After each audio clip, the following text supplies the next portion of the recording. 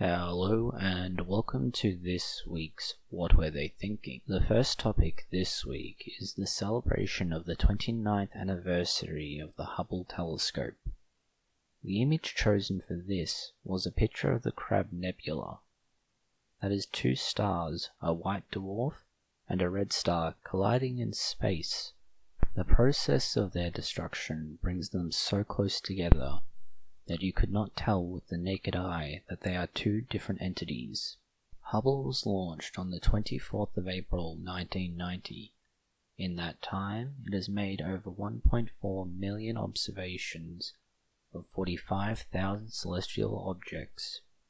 It has produced more than 153 terabytes of data, and those have resulted in more than 16,000 publications. The images and other observations are available for present and future researchers.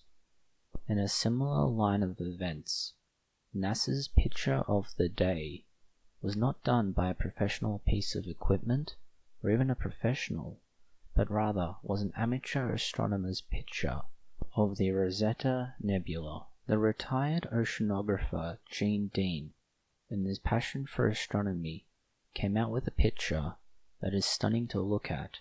Unlike many of NASA's pictures of the day, this is by an amateur, and as such, the quality of work is truly impressive. Unlike, say, the black hole, this took far less time, but more nights. The result required 5 nights of work and 13 hours of total integrated exposure. The Rosetta Nebula itself is about 5,000 light years away. Getting closer to Earth, NASA's InSight is believed to have observed an earthquake on Mars that occurred on April 6, 2019. This is not a true earthquake in the sense of the word, but is instead the seismic cooling of the planet, and as it becomes distorted and twists, it creates these sounds. You'll find that this is only a short snippet. The full video is linked in the top right.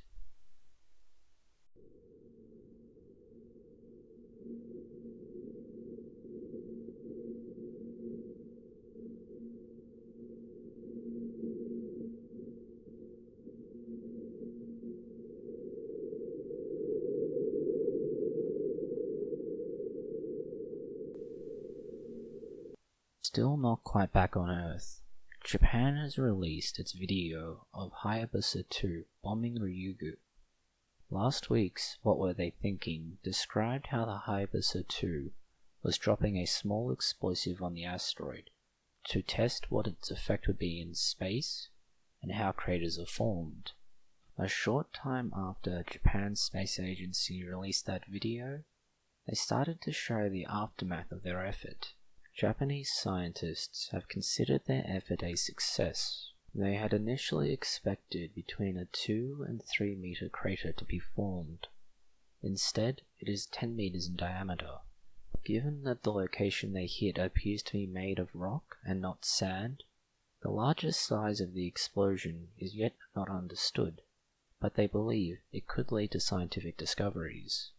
Coming back to Earth now, but still sticking with the ephemeral observations, a double neutrino electron capture has occurred on Earth. If that sounds like a nonsense statement to you, that's perfectly reasonable. This is a physics experiment trying to understand the decay of radioactive xenon. Xenon is called a noble gas, which means it's relatively stable. Xenon should not break down or interact with other chemicals under the right circumstances, and that's exactly what researchers were trying to make happen in this experiment. They buried a relatively large amount of xenon in a mine in a specially built contraption. This allowed them to observe it in at least one instance using xenon-124. This has a half-life of 18 sextillion years, cut a very long and complicated process down.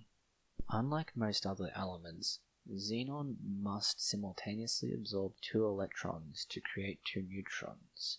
This is called a double electron capture, and it only happens when 2 of the electrons are right next to the nucleus at exactly the right time. Whilst it's not immediately useful, such research findings in the long term have a great deal of benefit in understanding the changes in an atom, and possibly how the atoms move from one to another or are formed from the very beginning. Moving on to something far closer to home, there is a picture that has been making the rounds again of the female mammary ducts that many seem to be surprised by. It shows the ducts and the mammary glands forming a rosette around the nipple itself. Many people seem to have an objection to this, and unfortunately for them, the image is both wrong anatomically and physiologically. First and foremost, the breasts do not contain any skeletal muscle, which the image appears to indicate. Secondary to that, both the mammary glands and the ducts do not form a circular shape like that. Their distribution is considerably more random. Those who are stressed by it shouldn't be, given that it's not accurate to begin with. Medicine.net has a far more accurate, but still not perfect, description of what they actually look like.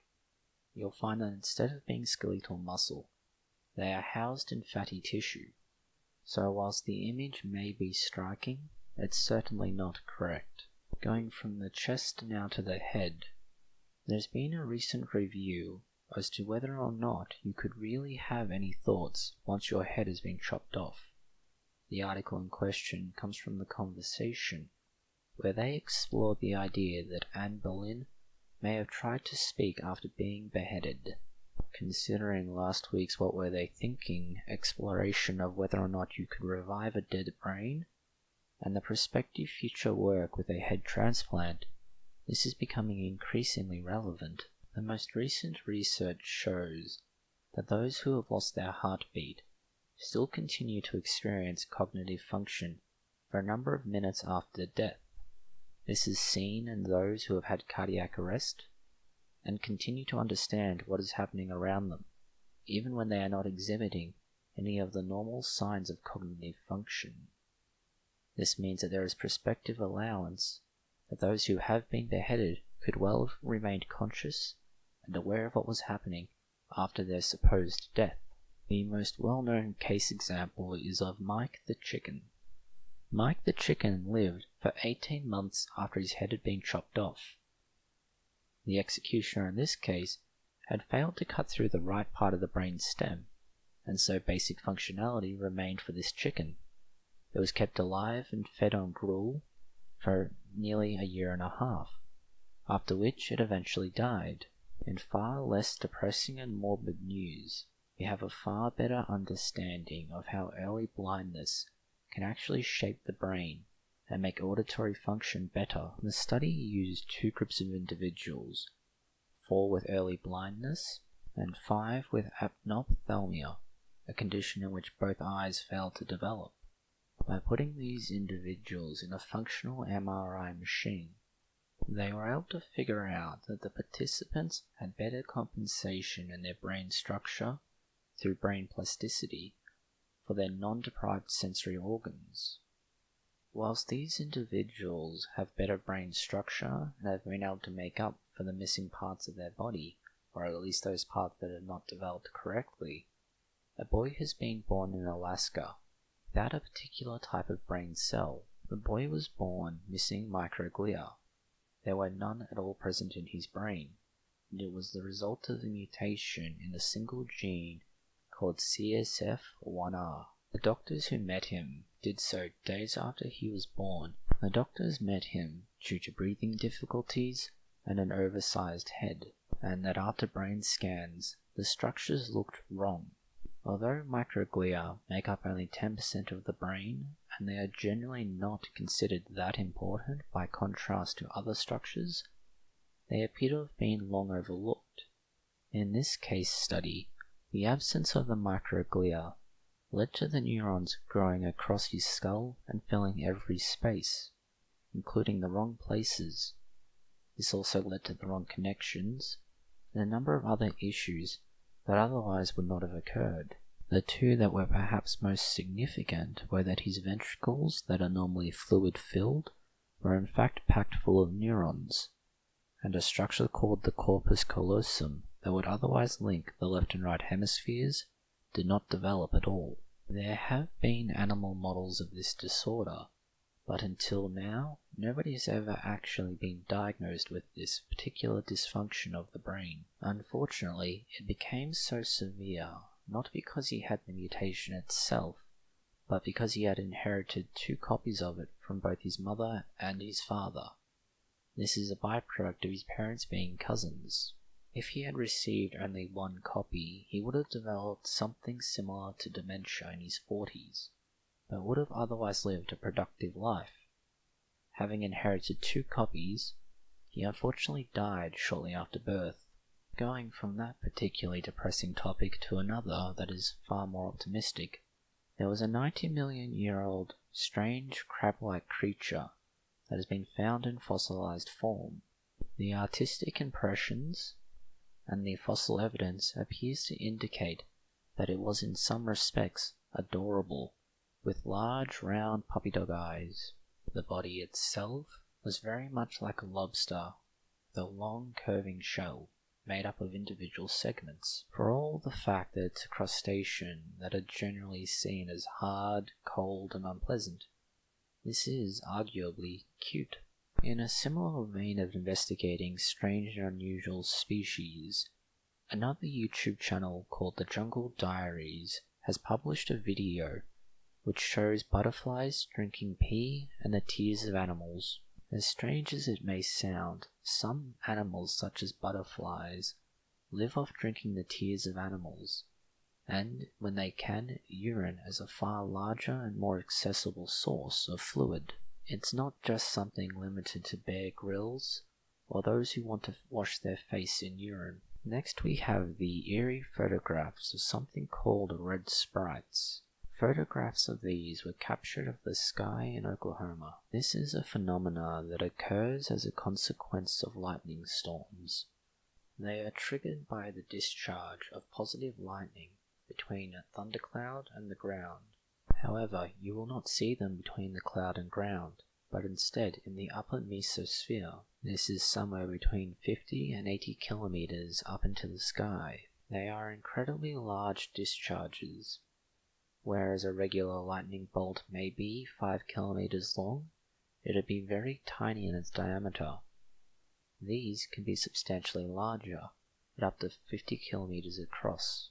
Next is the somewhat viral photo of a gorilla standing tall in a selfie. While not rare and generally not used in this manner, gorillas do in fact stand on their 2 feet like a regular human would. They do this and then will engage in other activities such as chest beating or displays of dominance. In this case, the gorillas were captive at the Virunga National Park and interacting with one of their caretakers. One quote says that when they are very curious, they will stand up to see what they have to see in order to satisfy their curiosity. And because they've grown up around humans, they've learned to imitate such behaviors. Although it's not particularly exciting, the idea that the gorilla might be behaving in a similar manner to a human has grabbed the public's attention. Next is an interesting study of the evolutionary history of the human face. This was published in Nature's Ecology and Evolution. The article examined just where the modern human face, with all of its bizarre taxonomical and anatomical features, came from. They conclude that it is the result of biomechanical, physiological, and social influence. Finally, there is a meta-review of whether or not caffeine will help with your exercise. Coffee is a popular drink. Coffee is good. In fact, you might go so far as to say coffee is magical. Anyone who says otherwise is clearly a heretic. The review in question was trying to understand whether or not it would improve your performance. In this case, the ability to run and cycle for longer periods. The review came to the conclusion that if you consume your caffeine between 45 and 90 minutes before exercise, then yes, it will improve your ability to run or cycle for longer periods. Thank you for watching this video. If you found it interesting, please consider liking, sharing, and subscribing. Please post any comments, questions, or suggestions below.